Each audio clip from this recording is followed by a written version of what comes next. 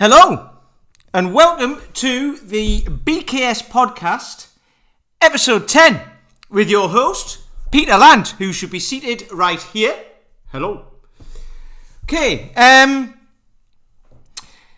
going to talk about something today, and it might sound sad and everything because I'm going to talk about a funeral, okay, but hopefully you get something out of this, that you probably already know, and we all already know, but it's just a good reminder of what really matters. So yesterday, today is Wednesday the 15th of April, so yesterday, Tuesday the 14th of April, just in case I had to spell that out for you, I was at an online funeral. Never been to one of those before, an online one, that is.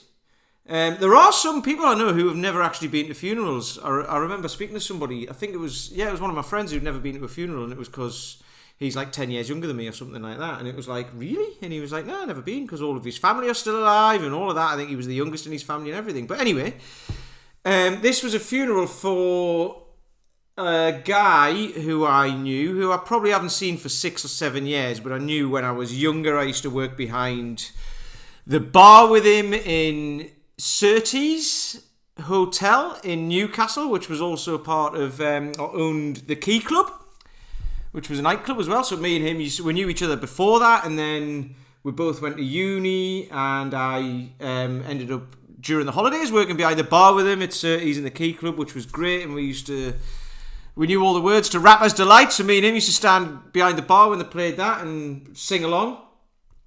And yeah, it's probably not very well, but there you go. But anyway, so he was similar age to me. I think he was 41 or 42. And he was diagnosed with cancer in I think it was December 2017, and he died on the 30th of March this year, 2020 it is.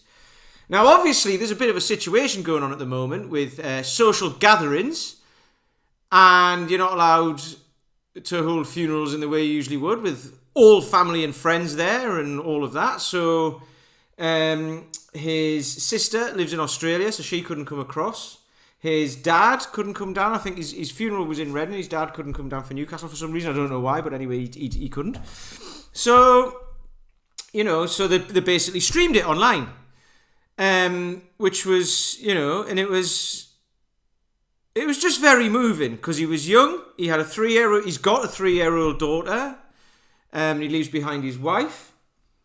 Now, what happened? There was a couple of people got up and did their talks about their time with him and how they knew him and stuff like that. He'd built up a decent career for himself.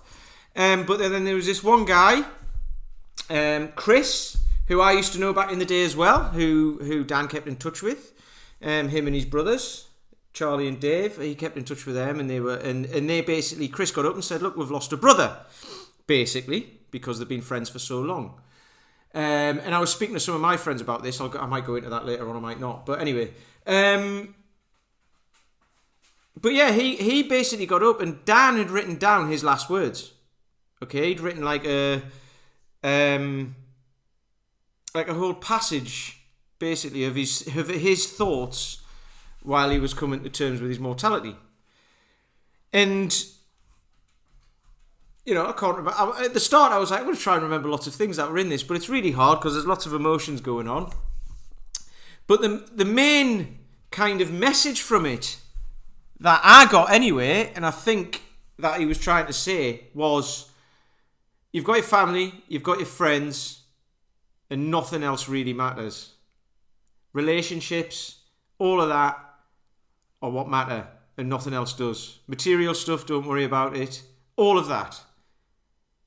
And we all know this, right?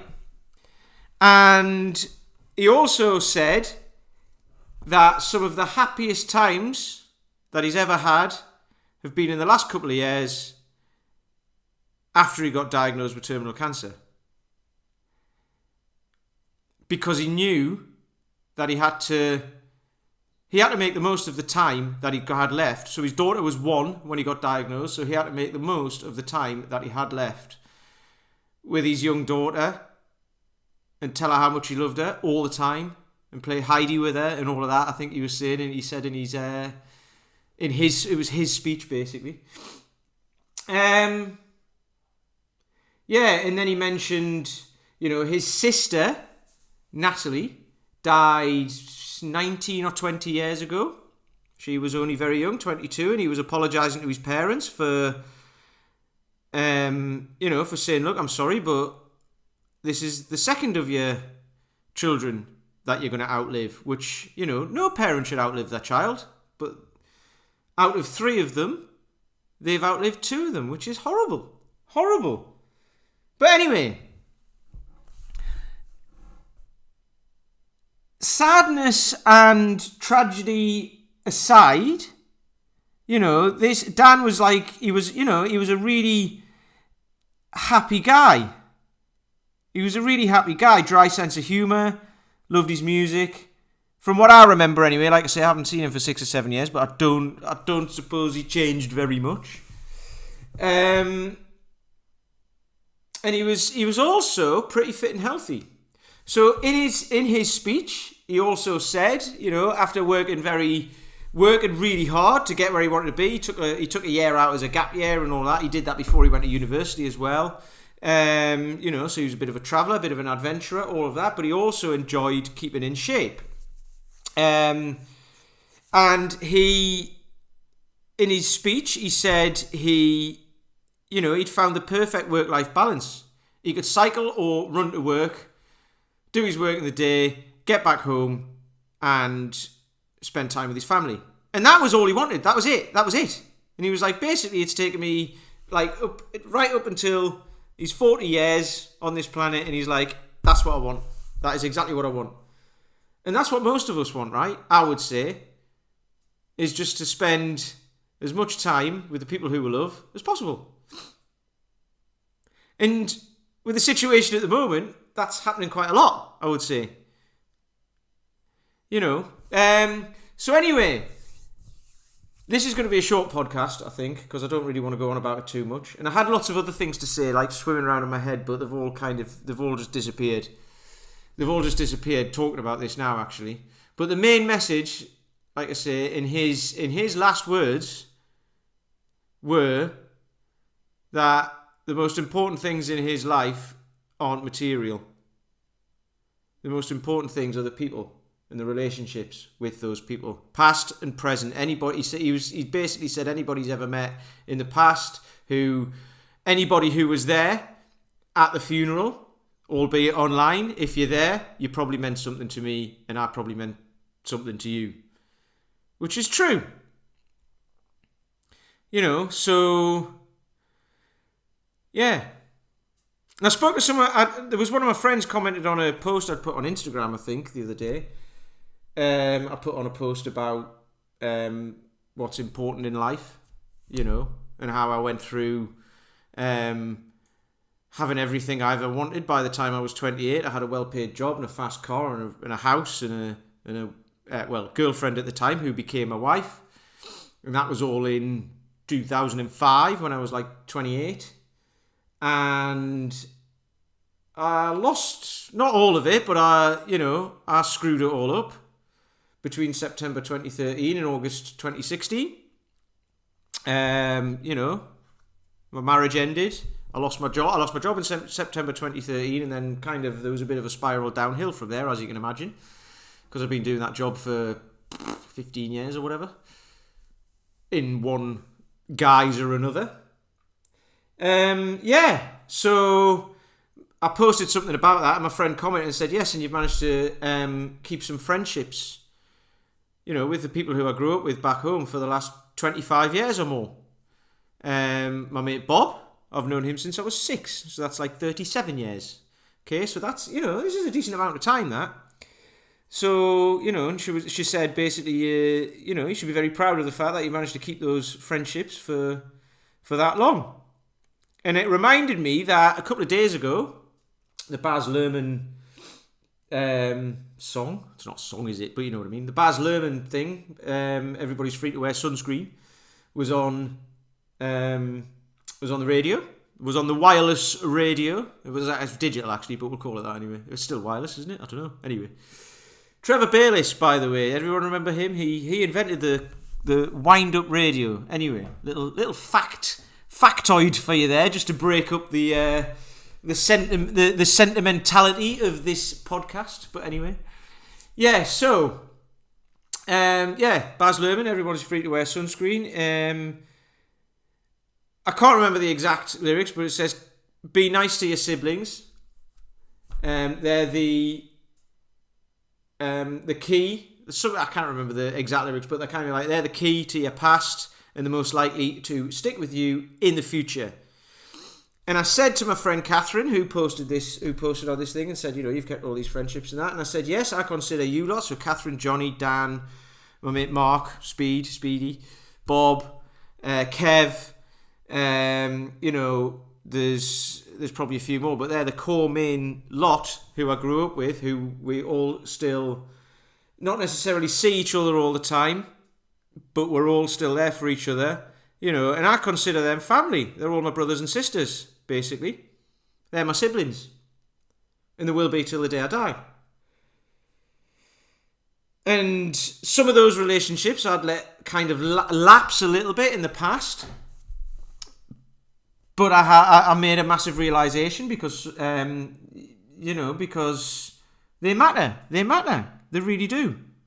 And it doesn't matter what you do in life. Those sorts of relationships are the ones that are to be cherished. So it was a reminder for me. I was thinking about it this week anyway, probably because of all this. But I didn't know, obviously, what this speech was going to say. Dan's speech that Chris read out. I didn't know what it was going to say. I didn't know what it was going to say. And actually, it just reminded me of what I was already thinking, but of what most people probably think. And I don't want you to have to wait until it's too late to think about this and to actually do something about it. Instead of like, oh, well, I'll spend time with you tomorrow because I've got this to do, or I'll look after, I'll get in shape next year, I'll start in January or something like that, because I've got a lot of things on at the minute, and I've got a lot of projects on, I've got things to do at work and all of that. And all of these things are probably important, but are they more important? Are they equally as important, or are they less important?